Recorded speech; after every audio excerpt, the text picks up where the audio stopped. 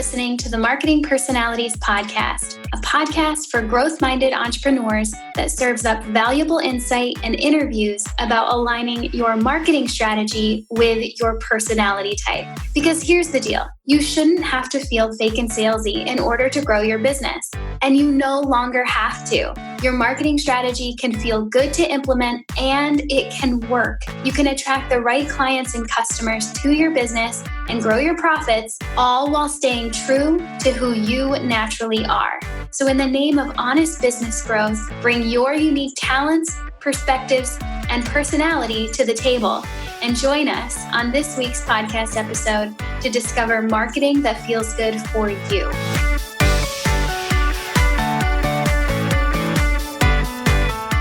Welcome back to another episode of the Marketing Personalities Podcast. I'm Brit Kolo, and I'm here today with Braden Drake, who is your legal gay best friend and founder of Braden Drake Law. Braden, thank you so much for being here. Yeah, thanks for having me. Super excited to chat today. Yeah. So Braden and I are here to discuss how he's doing business and developing a marketing strategy as an ENTP. And this is a personality type we haven't heard from on the podcast yet. So this is going to be good. But before we dig into that, you've got to get to know Braden. Braden and I got to meet in person just a few weeks ago at the time of this recording at Mastermind Live in Austin in July. And he's a pretty cool dude. I'm really excited for you to meet him. So Braden, tell us about your entrepreneurial life right now. What do you have your hands in? What's going on? So as always, I have a lot of different stuff going on. Kind of comes with the territory of my personality type, I think. But I have my law firm where I offer one-on-one legal and tax services for small business owners. I work primarily with creatives. So a lot of photographers, artists, coaches, consultants, those sort of individuals. And then in my online business, I offer courses, a monthly membership, website, and business is Your Legal Gay Best Friend. Perfect. Okay. So, well, as you said, yes, hands in everything, as do, most entrepreneurs are like that, but especially ENTPs. And we'll get there. But tell us about your law firm. Where it sounds like you're providing this one-on-one legal and tax services to creatives. Is that really just in your local area? And where is that? So I'm based out of San Diego, California. So I do work with a lot of creatives throughout California, but I also have clients really all over the country. So it depends specifically on what it is that we're working on. So for issues like contract drafting and business formation, if you're hiring me to do it for you, I can only do that for California clients. For tax and bookkeeping, I help people really globally.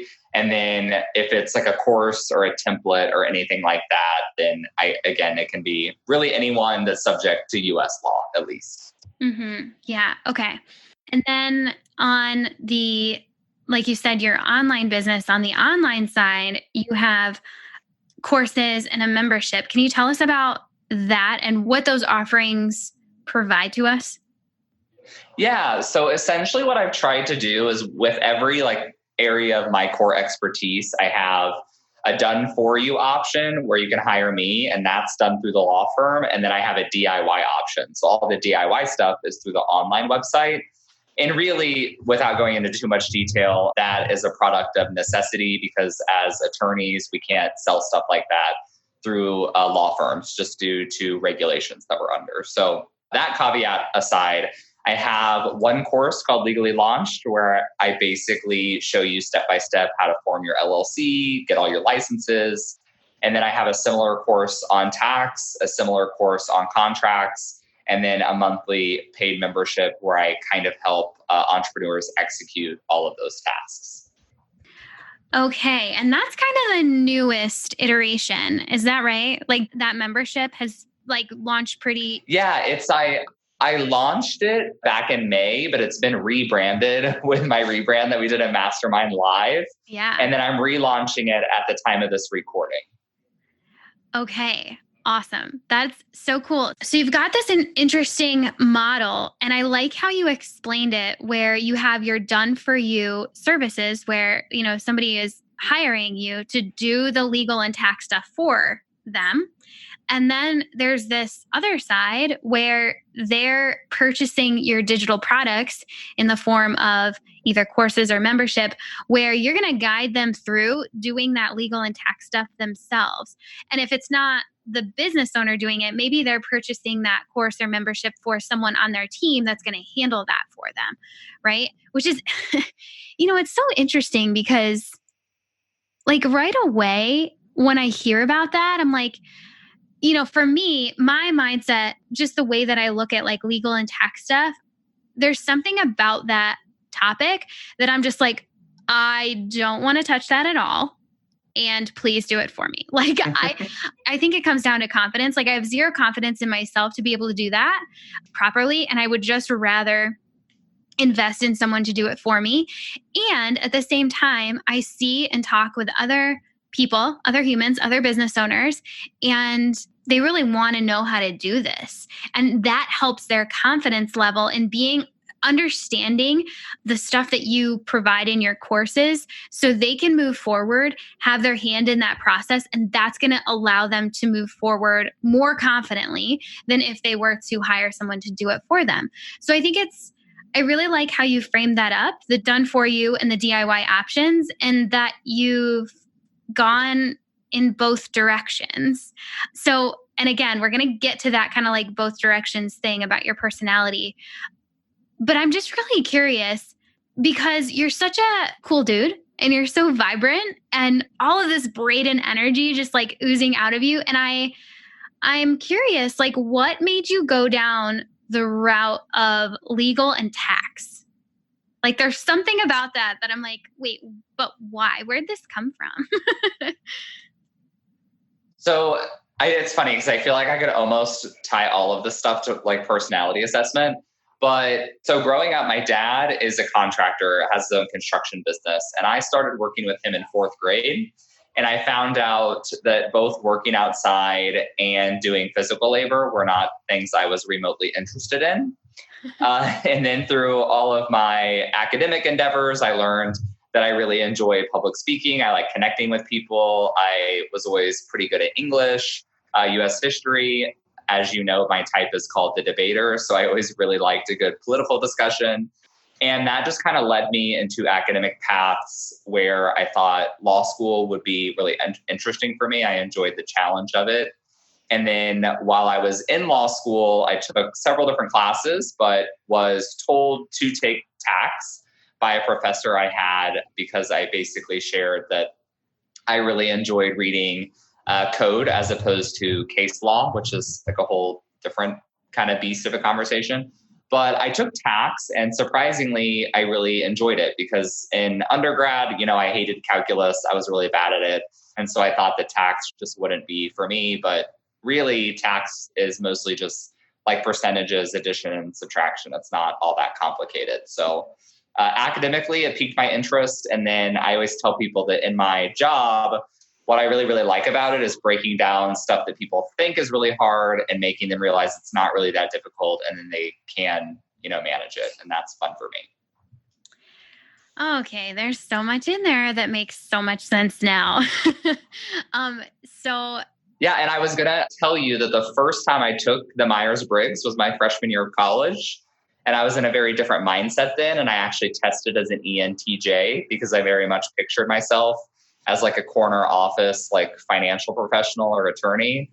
And so that was kind of like what put me on the route of law school. And I've kind of carved my own way since then. Yeah. And this thing that I heard you say seems, well, a couple things. You mentioned that you love talking to people, public speaking, and you like debating. And so politics perked your interest, like you didn't shy away from that. And that, as you mentioned, ENTPs are known as the debater. And not because every ENTP is really into politics, it's that ENTPs tend to be able to see both sides of any argument. And those are the best people to hold an argument and to debate something because they can see both sides. And then even if some of the best debaters are people who, even if they don't agree with what they're arguing for, they can still do it because they know in their head that they're unbiased and they can talk to basically any side because that's just how they can see it both ways. And then they can take one side and just argue the heck out of it all day long. And so it makes sense to me now. You were drawn to law school being that you're an ENTP. And I also heard you say that in your job right now, you like breaking down the quote unquote hard stuff and helping people see that it's really not that hard or complicated. And again, that reflects to me this willingness to go up against something that looks one way, and then you're going to flip it around and you're going to be like, nah, actually, this is totally not what you think it is. Again, like seeing the other side of something and being willing to stand up and say, well, wait, like actually there's this whole other perspective here. Let me show it to you. So, hey, good job. Like you're super leaning into your natural debater ENTP stuff. So nice work. Thanks. Yeah, I found that it's funny because I was talking to some fellow attorneys the other day, my husband and his colleagues, and I told them that I have no desire to do attorney to attorney networking anymore, which they thought was really odd because that's how a lot of people get their clients is through referral systems. And I explained to them that most of the people that I work with now are never looking for an attorney. They know that they probably need one, but they don't hire me until they meet me. Because they don't decide, oh, I need an attorney, I'm going to go find one. They meet me and then they decide to hire me, which now that I'm saying it out loud, it sounds like almost kind of arrogant. The point I was trying to get at was that I think a lot of attorneys and tax professionals really market more through fear tactics and by overcomplicating things. So they're saying, you need a professional to do this. It's the only way. Whereas I'm here to say, instead of avoiding all of the stuff you don't want to do, like you need to hire me because I'm going to help you understand it. Yeah. Again, taking that totally opposite approach and it's working for you. So yeah, that's super cool. Okay. So where do I want to go here? Because we could go in so many different directions. I think I want to dive in and try to get an idea of where this eclectic thing is coming from for you. So it's obvious that you're really skilled and educated in a bunch of things, really competent at it, this legal and tax stuff. Have you always been like this? Like someone who kind of goes for it all? Like maybe someone gives you like an either or option and you go, yes, and give me both. Like, is that a thing for you? Yeah, definitely it is. I kind of do everything. So my husband was just teasing me yesterday because I raced a half marathon yesterday morning, but the day before I went to CrossFit and also went and played pickleball for 2 hours just because it was my weekend. So that's all the stuff that I want to do on my on my weekend. So it definitely spills into work and like academic stuff too. Like in college, I was a Russian and political science major, and then I also minored in German and business just because all of those things sounded fun and interesting to me. Oh my goodness. That is so cool. That's different and cool. Okay. So I ask this because it's like a pattern I see in, honestly, not me, but Myers-Briggs sees in ENTPs. And so I want to kind of underline that for any ENTP that's listening, or maybe someone who's listening who is really close with an ENTP. This is going to give you a really great opportunity to see into this eclectic, give it all to me kind of nature that an ENTP has. And I think it stems from this unbiased nature. Like it's not an indecisiveness, although it might come out that way, like it might be perceived that way. It's really not. It's this unbiased ability to just kind of sit back and see all sides. And so I want to give a peek into the preferences of an ENTP. Okay. And then as I go through this, I'm basically going to give the listeners and you, Braden, a whole bunch of stuff. And then at the end, I'm going to see what kind of stands out to you and feels right. Okay. You in for this? Yes. Okay, awesome. All right. So ENTP debater, if you've been following the podcast at all, you might know that those two middle letters, N and T, stand for intuitive and thinking, which means that this personality type is part of the analyst tribe. Now, the E stands for extrovert. Again, N stands for intuitive, T stands for thinking, and P stands for perceiving. All of this together, being part of the analyst tribe, you are rationale driven. So you tend to believe in what makes rational sense to you. And you love to have a plan, you have a strategy for things, and you're naturally gifted at creating that logical plan. So you see the big vision, and then you can break it down into steps and figure out how to get to that end goal, which is probably why your courses are extremely effective, because you can create a curriculum or like a step-by-step strategy to get there. Again, strategy is so important to an ENTP. You have to start with it. Without a solid strategy or strategic plan, you might not feel like you even want to do the thing. Like you're not just somebody that's just going to like throw stuff everywhere. Even though you're eclectic and you've got your hands in a lot of stuff, you've got your hands in a lot of stuff for a reason. And there's strategy behind it. So all of this gets us to the fact that you are a smart and curious thinker who can't resist an intellectual challenge. So let me break that down. Smart, super curious. So you're open to possibilities. You're not like closed off or really closed-minded. You're open, you're curious.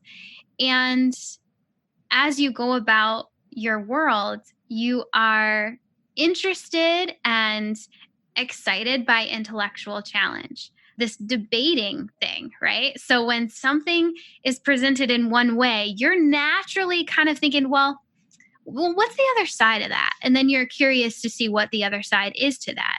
And if two points of view are presented, I'm curious, Braden, do you feel like when two points of view are presented, you're kind of like, yes and yes, like you can see both sides? Yeah, a lot of the times, yeah. But I definitely love playing devil's advocate a lot. That's Yes. actually how I got myself through law school. Yes, devil's advocate. Exactly. Okay, so that is, if you're an ENTP and you've gotten your marketing personality type full report, I say that right in the report. Your power is really realized when you play devil's advocate, because that makes others think critically about something that they had never really taken the time to truly consider. And it's within the challenging of those traditions and rules and the way it's always been done where your power is truly felt as an ENTP. So I love that you just brought that up. You're powerful in that. So tell me about how you see, you just said like the devil's advocate position that allowed you to get through law. How so? Take me into that. So I was lucky enough that my first semester of law school, I kind of led the charge and put together my own study group. And if anyone's ever seen like the Legally Blonde scene where she says, "Hey, I brought sustenance," and they all were like, "No, you can't sit with us." Do you remember that? Oh, yes. So it very much was like that. I picked 4 people that I wanted a study group with. And you do this because that way it's kind of like a mastermind almost. You're always together, you know each other very well, but you will basically divide and conquer a lot of the outlining for your courses. But long story short, what we would end up doing was we would take all the practice essays and basically just argue them for hours. Like we would meet at the library on Saturday, every Saturday for 8 hours and go through these practice essays. And we would take positions and argue them. And I would find like there was one of my friends in the group, very, very smart. I think she graduated to like 3rd in her class. We would get into arguments all the time. And I would just know that 80% of the time she's going to be right and I'm going to be right 20% of the time. But by arguing my position, I'm going to better learn what her viewpoint is. And when this problem comes up on the test, I will remember the answer because I will remember the conversation we had and how I realized like the correct answer, if that makes sense. Yeah. And then when I went on to get my master's in tax law, and I had a much tougher time because I couldn't find anyone willing to do that. Because I became pretty good friends with 2 other people in my class, but neither one of them ever wanted to study with me. because they said my questioning their answers would just make them more unsure and more confused themselves. So they just wouldn't do it. Oh, interesting. Do you see that showing up at all in life and or business now? Yeah, like for example, I co-wrote a book with two colleagues. One is a startup business coach, so she helps people really like find their ideal client, all of that kind of stuff, a lot of marketing. And then the other partner is a brand designer, graphic designer, and also does more general marketing now. And I would kind of want to toss ideas around like that as well, but they were both just very much doers. And so I'd often feel like I would have 8,000 ideas and they would just like be not here to chat about all of those. So I definitely see like where a lot of people think ENTPs are very scatterbrained, but that's just how we have to operate, at least me personally. Yeah. Yeah. And you could label it with that negative connotated scatterbrain thing. And I think every single personality type can be perceived in a negative light. Every single one of them has that one thing that kind of like, well, because I'm this type, that means this, and that's like a negative thing. But I just don't see it that way. And I don't see it coming out of the way that you work as a negative thing. I see you, I think I termed it like eclectic before. And I think that that's such an asset in anything that you do. Yes, including like legal and tax, but also how you're seeing the pretty much ever changing world and industry that you work in, this legal and tax stuff, it's constantly changing. And to have someone on your business's team, on your legal team, on your tax team, being able to keep up with all those changes and seeing all of the different perspectives you can't help but see, I think that's a huge asset. Right? I see how that could really create incredible content for one thing, incredible content for your courses and your membership and the people that are in your sphere of influence. And especially, you're paying clients for sure. Right. Yeah. The only, like, I would say the biggest problem I get into in my own profession is that traditionally the legal field has been heavily regulated by our bar association. It's pretty antiquated. They have very set ways to do things. And when your natural personality is to find innovative ways to market to your clients, you'll be very careful to stay in compliance with the rules. So like specifically, we have very specific guidelines on how we can market ourselves on social media and like what you have to do when it comes to testimonials and is it a breach of client confidentiality and all that kind of stuff. So a lot of attorneys just won't touch these sorts of things, but I'm always thinking about, well, how can I market my business that's attractive to a millennial audience and will thrive in, 21st century business? Right. How do you do that? It's kind of tricky. You really have to, and luckily, well, I could say the positive and the negative, but I would assume that most other ENTPs feel similarly, that we are not extremely risk averse. We don't really have a problem with kind of pushing the boundaries. So I will do things in my marketing that other attorneys probably would not feel comfortable with. So for example, my membership that I have is a little bit of a gray area because people are paying to be members of my monthly membership. And then they come on regular Q&As to ask tax and legal questions. And then I am specifically offering that in a separate business formed in its own LLC outside of my law firm. And when you join that membership, you are signing an agreement acknowledging that I'm not your personal attorney. So nothing on those calls can be deemed personal legal advice. It's general educational information. A lot of other attorneys would not offer this kind of a membership because it's getting into this really gray area of when you're acting as someone's legal counsel. And then if they take the information you give on that Q&A and they go execute it and something goes wrong, are you on the hook for legal malpractice? So it's a lot of these kind of systems that really hold us back in our profession with as far as, keeping up with modern trends and like the online education space, for example. Yeah. And yet you're doing it, which I think is so cool.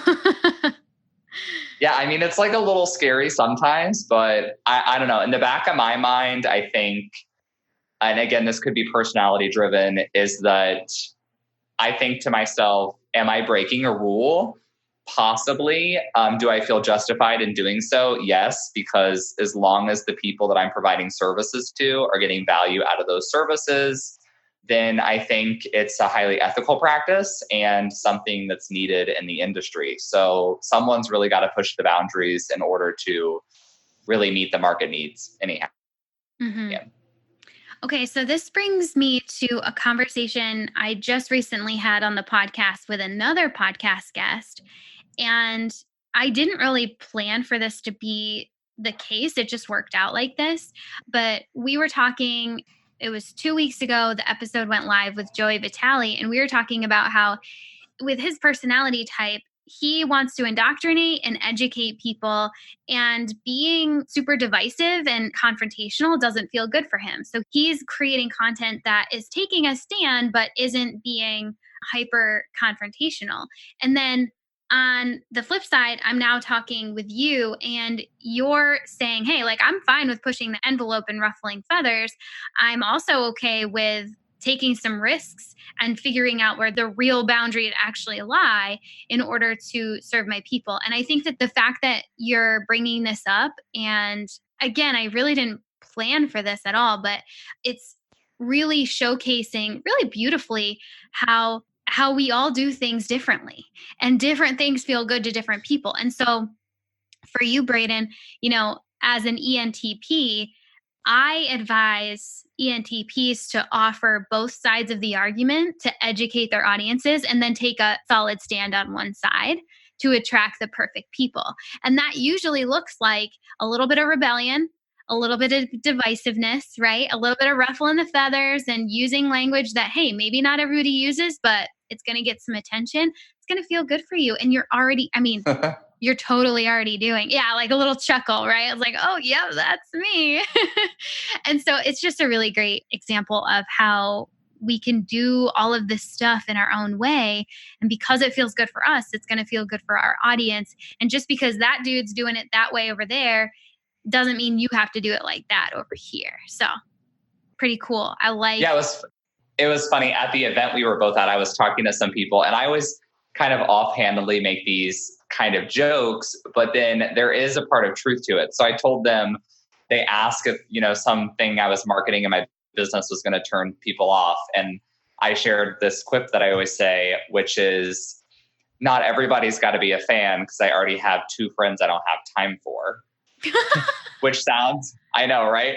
And I say it with a very dry sense of humor, but the point of that really is like, we all have enough people in our lives that we love and we care about. We have plenty of clients to talk to who want to hear what we have to say. We actually don't even have time, to really build the relationships that we want to have in a lot of ways. So why focus our time and attention on people who aren't really picking up what we're laying down anyhow? Yeah. Yeah. And I can get down with that definitely for your personality type. It makes so much sense.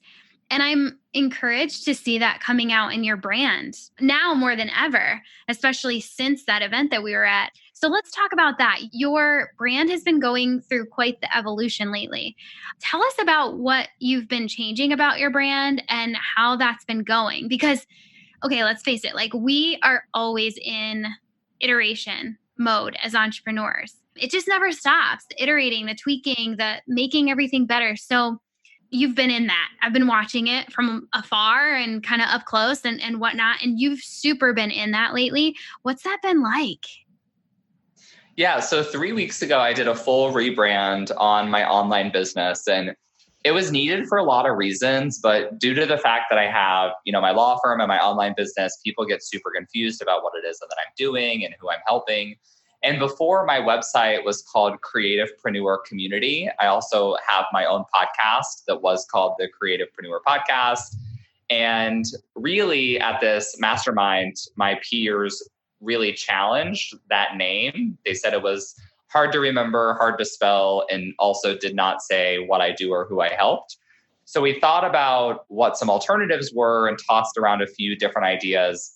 And what ended up happening was we took my tagline and made it my business name. So my tagline before in both of my businesses was your gay best friend, but an attorney who can also help you with your taxes. So that was the tagline.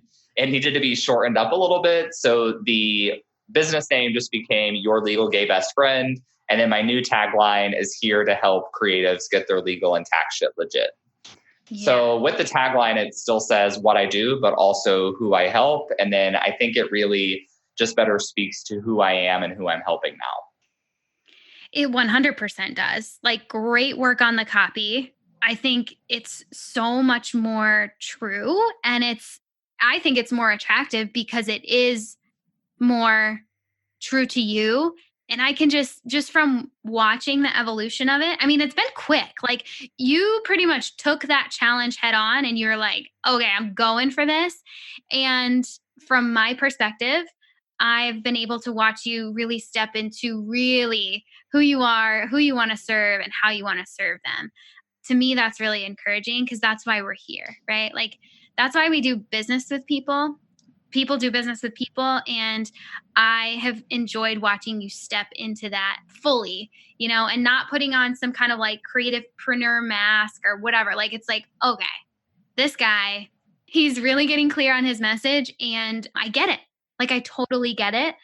And I also see that willingness to be divisive and a little provocative and polarizing a little bit in there as well. Just everything, like just the way that you're positioning things and naming things. And it makes sense to me. It wouldn't be right for everybody, right? Because not everybody is an ENTP, but I see it for you. Right. Like, I had one of my Instagram posts, like, very clearly had a pretty prominent swear word in the photo. And I had one person tell me, she was like, sorry, I can't like comment or like this due to the language. And I shared that post with that comment in my Instagram story. And I probably had at least 20 people reply. And then I've gotten a lot of responses to my new email marketing from really current clients, past clients, students of mine who all think it's awesome. So that's how you know that it's working, because it's repelling the people that I probably wouldn't mesh very well with on a one-on-one capacity anyhow. And the people who are already following me think it's hilarious, which means that more people like them are going to gravitate towards my brand. Y'all, did you just hear what Braden said? He basically just gave you a perfect example of when I feel good, my audience feels good. And it's really interesting to me that the people that you already had in your circles, like people who are already following you and were clients of yours, were so ready to be like, heck yes, like I'm so into this, because they already knew the real Braden. And then they were able to respond with like, heck yes, because they could tell that this new rebranding totally felt good for you and was you. Like, it was truly you. People want to get behind authenticity. They don't want to get behind fake. Like, never. Regardless of whether they believe in what you're doing or not. Like, that people smell fake a mile away. And they can't look away from authenticity. You just can't. And so it's such a good example. So you just rebranded, changed some things around, and you just continue to serve this legal and tax stuff that so many creativepreneurs need. I would love for you to take us into the vision for your brand for, let's say, the next year. Where are we headed with this? So I'm relaunching my membership right now. That will be over by the time this episode releases, but I'll be relaunching that again in January. I have a new signature course coming in November, so people can check that out as well. But really trying to grow the online side of my business. That's what I'm really passionate about right now. And then in my law firm, I have a handful of clients who pay me like on a month-to-month retainer basis to help them out. But long term, I would love to bring on an associate to do the one-on-one work and to really grow the online side of my business, where I'm doing more podcasts, speaking engagements, and all that kind of stuff. It's what really gets me excited. Yeah, I can totally see that for you. Okay, so where can the listeners find you online and support this vision? Where do we go? So you can follow me on Instagram. My name is spelled Braden, and it's Braden Adam Drake. So I always say Braden with no Y, Adam like the biblical figure, and Drake like the rapper. It's my full name. And then my website is yourlegalgbf.com. If anyone goes on there, I have 3 freebies. They are on contracts, tax, and then legally forming your business. So if any of those are interesting to you, you can download one, and then you can find all the info there about my podcast, blogs, and all that kind of stuff to learn all of the legal and tax things you need to know.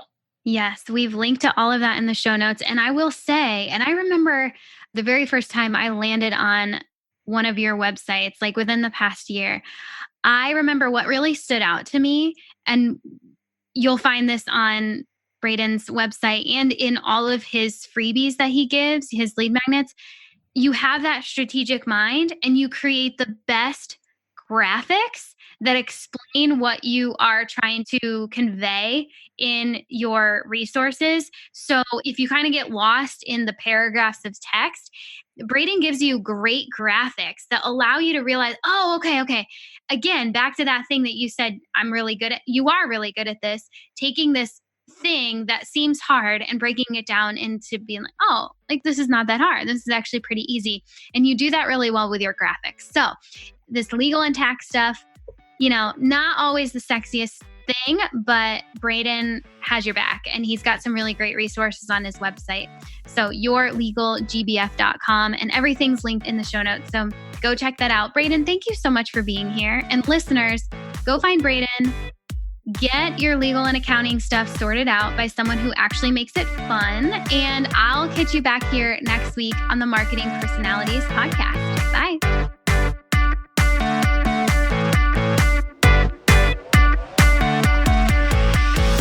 Thanks for listening to this episode of the Marketing Personalities podcast. Now it's time to connect your marketing strategy to your personality type. Go to marketingpersonalities.com/MPP to download your marketing personality type full report. Use the code MPP at checkout to get $10 off. And that's a super special code for podcast listeners as a way to say thank you for being here.